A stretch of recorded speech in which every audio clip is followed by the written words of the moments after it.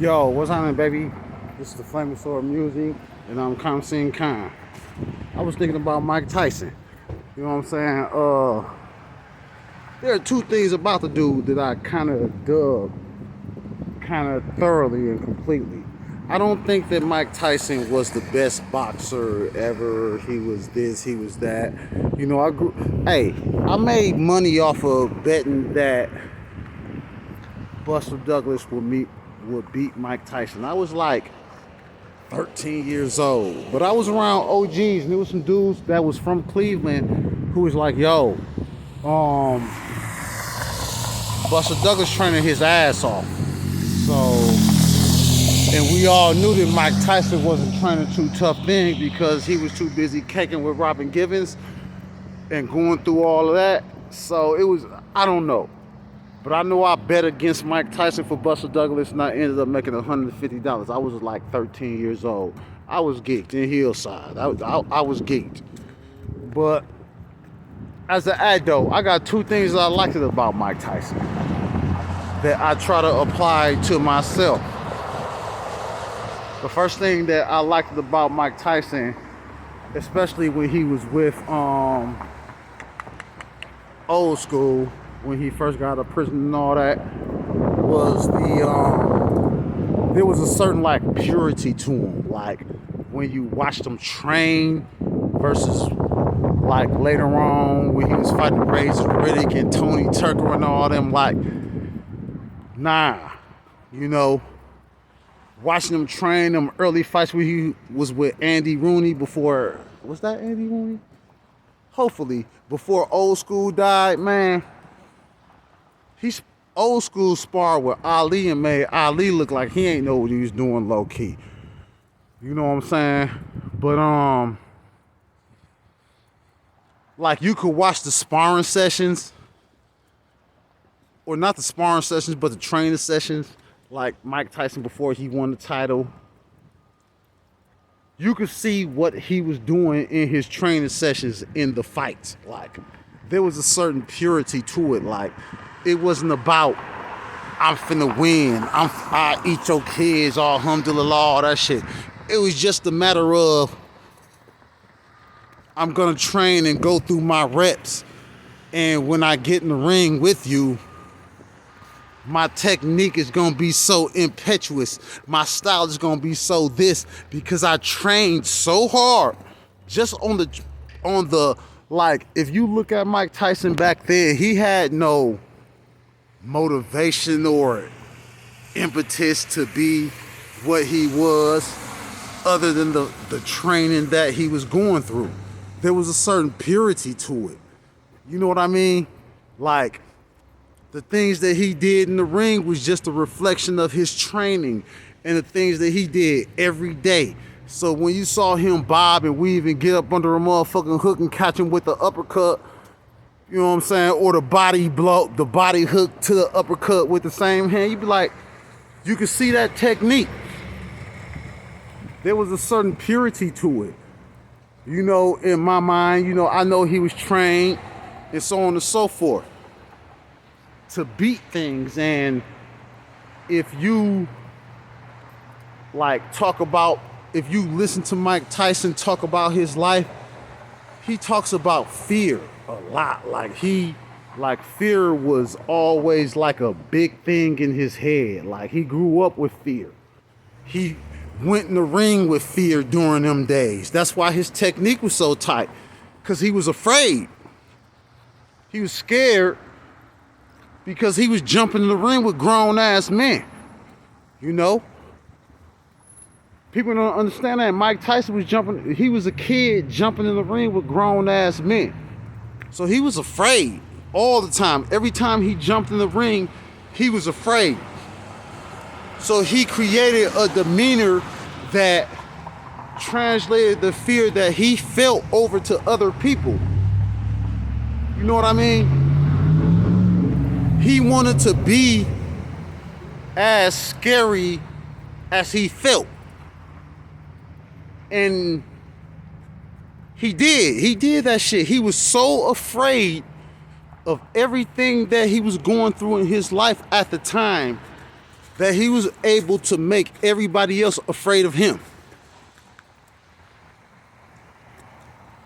And I'm not talking about that, but I'm talking about the purity of the technique. Like, if you watch how he fought and how he moved during them days, it was just like magic. Like, wow.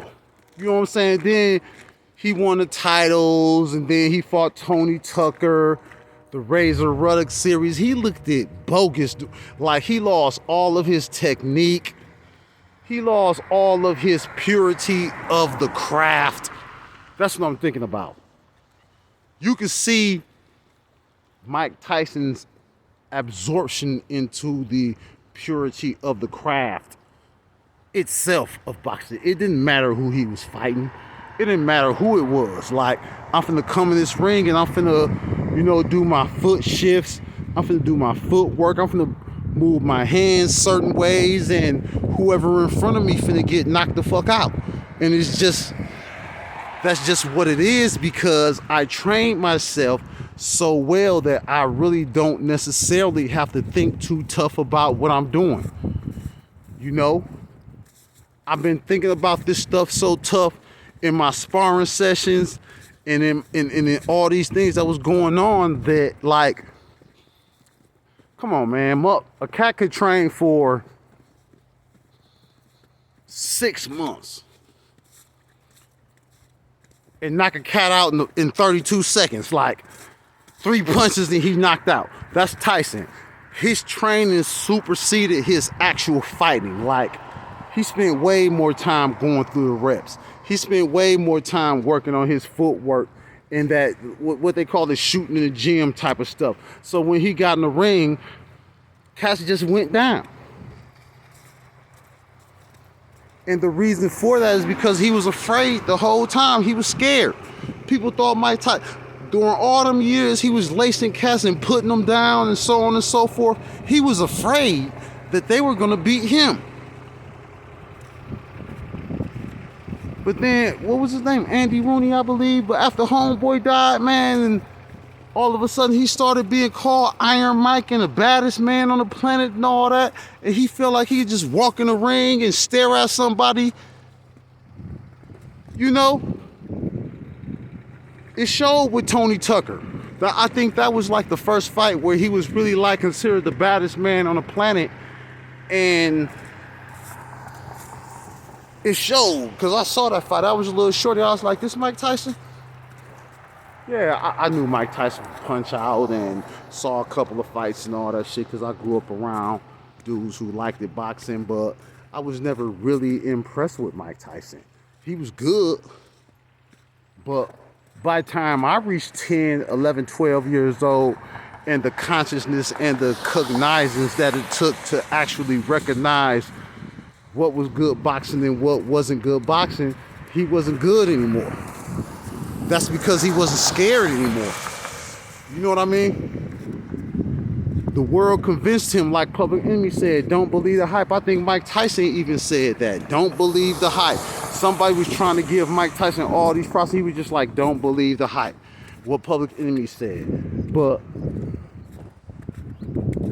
I still admire Mike Tyson for what he went through, because, man, I'm a firm believer that the L in fronting is when people believe you. People always think that when you're fronting, the best thing you want is for them to believe you. But actually, that's not the truth. You know what I'm saying? If Buster Douglas didn't believe that Mike Tyson was, in fact, the baddest man on the planet, he would have stopped after that uppercut. He hit Mike Tyson like 3-4 extra times. I promise you, I say 3 extra punches that Mike Tyson took during that knockout that he wasn't supposed to took. And I think that the only reason that he took them extra punches was because Buster Douglas was believing the hype that Mike Tyson was the baddest man on the planet. So he hit him an extra 3 times just to make sure he didn't get the fuck back up. So that's one thing about Tyson that I admire, man. That phase of his career that I didn't never get to watch until I became an adult, when his technique was all that, where all the stuff that he was talking was actually thorough and valid. Before he won titles, maybe the first 2 fights after he won the title, but after that, his technique fell off. His purity to the craft of boxing fell off, and he became a character. And Buster Douglas put him down. He fought 2 fights. Look, who was the only person that fought 2 fights with Mike Tyson? Evander Holyfield and Razor Ruddock. You know? Everything else is uncontroversial. But let me get back to my second most admirable Mike Tyson moment. And it's a moment. This is like a phase. Like, I love Mike Tyson for that technique phase, when he was absorbed in his craft and doing everything like without thinking. You know, I'm gonna get out the second, because he's still doing that now. He said that, well, getting back to what I was saying,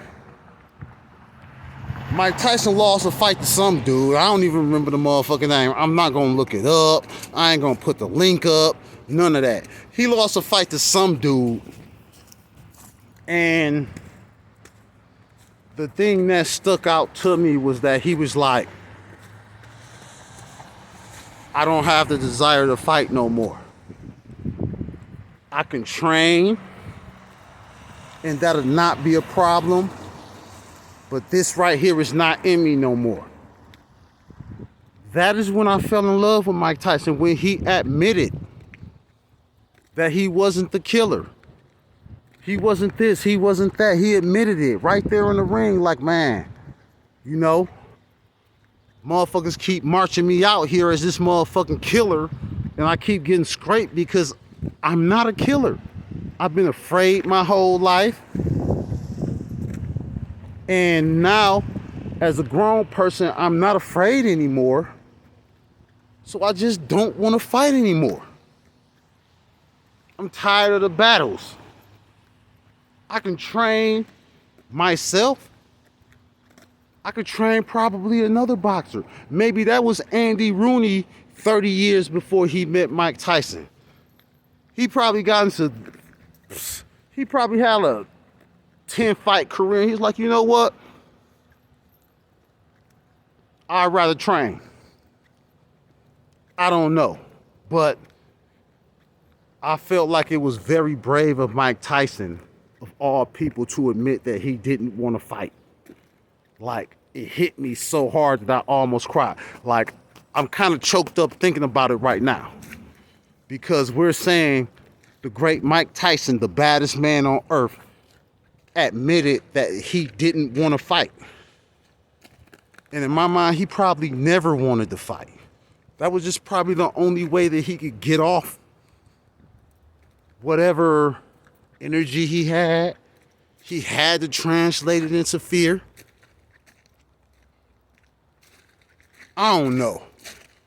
But shouts out to Mike Tyson, man. You know, I was never really much of a Tyson fan any more than I was much of a Jordan fan. I'll talk about that later on as well at some point in time. But shouts out to Tyson, man, because it's always wise. And all the fights that Mike Tyson won throughout his career, all the people that he's knocked out, the bravest thing that Mike Tyson ever did was admit that he didn't want to fight. This is the Flaming Sword Musing, and this is Calm Seeing Calm. Be blessed and be blessings. 1.